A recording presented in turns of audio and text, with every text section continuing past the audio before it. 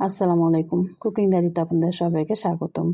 আমি আজকে মুরগির মাংস দিয়ে বিরিয়ানি রান্না করব। বিরিয়ানিটা খেতে কিন্তু অনেক মজা হয়েছিল। আমি প্রথমে কড়াইতে তেল দিয়ে দিলাম, এরপর দিয়ে দিচ্ছি পেঁয়াজ। পেঁয়াজটাকে আমি কিছুক্ষণ নেড়ে চেড়ে নিচ্ছি। কিছুক্ষণ নেড়ে চেড়ে নেওয়ার পরে আমি এখানে অ্যাড করে দিচ্ছি দারচিনি এবং এলাচ। দারচিনি এলাচটাকে দিয়ে আবারও আমি এটাকে নেড়ে চেড়ে কিছুক্ষণ ভেজে নিচ্ছি। ভেজে নেওয়ার পর দিয়ে দিলাম আদা রসুন বাটা।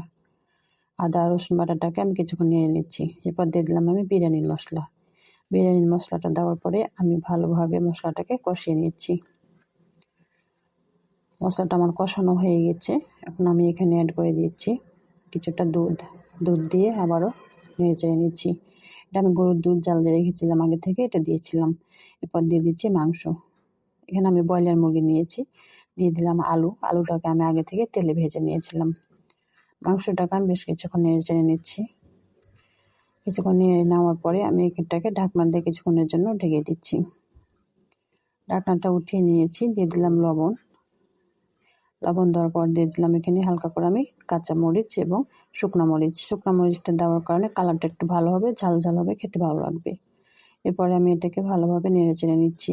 দিয়ে ঢাকনা দিয়ে আবারও ঢেকে দিচ্ছি। আমি এখানে মাংস কষানোর সময় কোনো রকম পানি ব্যবহার করিনি, মাংস থেকে পানি বের হয়েছে। এই মাংস যে পানিটা বের হয়েছে সেই পানিটা থেকে মাংসটা সিদ্ধ হয়ে যাবে, যেহেতু এটা নরম। আমি মাঝে মাঝে নেড়ে চেড়ে দিয়েছি, এতে করে মাংসটা ভালোভাবে কষানো হয়ে গেছে। তো মাংসটা আমার কষানো হয়ে গেছে, সিদ্ধ হয়ে গেছে। আমি এখন মাংসটাকে নেড়ে চেড়ে উঠিয়ে নিচ্ছি। আমি সাইডে চাউলটা ধুয়ে পানি ঝরিয়ে রেখেছি।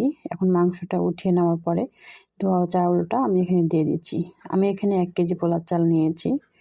চালটাকে খুব ভালোভাবে আমি এই মশলা এবং তেলের সাথে কষিয়ে নিচ্ছি। এভাবে বিরিয়ানিটা রান্না করলে খেতে কিন্তু দারুণ লাগে। আমার বাসায় যারা মেহমান ছিল তারা খেয়েছিল, তাদের খুব ভালো লেগেছে এবং আমাদেরও সবার খুব ভালো লেগেছে। আমি এখানে ফুটন্ত গরম পানি দিয়ে দিলাম। চাউলটা কষানোর পরে পানিটা দিয়ে আমি এটাকে ভালোভাবে চাউলের সাথে মিশিয়ে দিচ্ছি। ঢেকে দিলাম। ঢাকনাটা উঠিয়ে নিয়েছি। দিয়ে আমি এখানে দিয়ে দিলাম অল্প করে লবণ। যেহেতু মাংসের সাথে লবণ দিয়ে রেখেছিলাম, এই জন্যে লবণটা দেখে দিতে হবে। কাঁচা মরিচ দিয়ে দিলাম আস্ত, আর দিয়ে দিচ্ছি আমি আলু বোখরা। দিয়ে আবারও কিছুক্ষণ নেড়ে চেড়ে নিচ্ছি। দিয়ে আবারও ঢেকে দিচ্ছি। যারা ফেসবুক থেকে দেখছেন তারা ফলো করে দিন এবং শেয়ার করে দিন। যারা ইউটিউব থেকে দেখছেন তারা আমার চ্যানেলটি সাবস্ক্রাইব করে দিন। ঢাকনাটা উঠিয়ে নিয়েছি। আবারও কিছুক্ষণ আমি ভাতটা হয়ে গেছে আমার, নেড়ে চেড়ে দিলাম। এরপর আমি এখানে দিয়ে দিচ্ছি মাংসটা। আমি এরপর যে চুলার আঁচটা একদম লোয়ে রেখেছি, মাংসটা দিয়ে আবারও ঢেকে দিলাম। ঢাকনাটা কিছুক্ষণ পরে উঠিয়ে নিয়েছি। নিয়ে আমি আবারও এটাকে ভালোভাবে মাংসের সাথে নাড়াচাড়া করে নিচ্ছি। এতে করে সুন্দরভাবে সবগুলোর সাথে মিশে যাবে।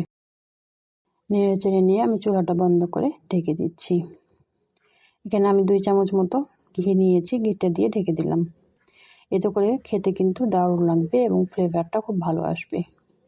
আমি ঢাকনা উঠিয়ে নিয়েছি, চুলা বন্ধ করে রেখেছিলাম। দিয়ে আমি এটাকে নেড়ে চেড়ে উঠিয়ে নিচ্ছি। তা আমার বিরিয়ানিটা কেমন লেগেছে অবশ্যই কমেন্ট করবেন।